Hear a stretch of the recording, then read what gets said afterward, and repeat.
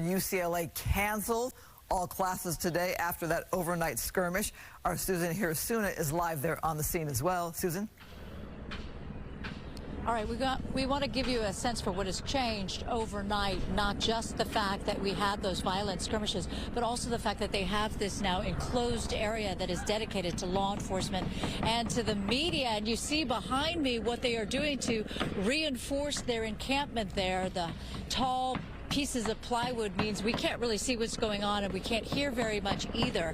Meantime, if you step away from this area and you find some of the quieter parts of the campus, you will find a couple students willing to weigh in on what the canceled classes meant for them. As LAPD lined up to fill an area outside the encampment for security, two UCLA grad students enjoyed a game of cornhole not far away. They didn't want to talk on camera, but they told me no classes for them and no impulse to join the fray. Wednesday, signs of reinforcing the pro-Palestinian camp after a night of fights and efforts to break down the barriers. What happened here led to the administration's decision to cancel all classes. I had like a midterm. It was changed to online, and a lot of us just found out like in the moment we were trying to go to class, and we found out it was canceled. From what I've seen from my friends, they were all studying for their midterm, and they found out it got canceled, and they're all like, "Yay, we don't have to do midterms." They like slept in, I guess, but that has been the reaction I've seen so far. But I mean, some people are annoyed because they wanted to take the midterm because they already studied for it. I'm optimistic that university will quickly come up with solutions, for example, moving lectures, discussions onto Zoom.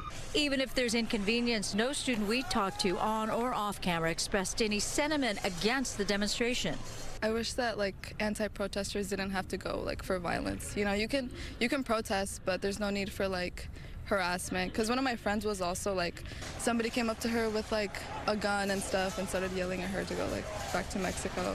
There's no need. A place like UCLA, it's kind of expected where, you know, people here care a lot about the world and care about what's happening. So anytime something serious happens in the world, it's kind of, I'm proud to see that my fellow students are, you know, standing up for what they believe is right.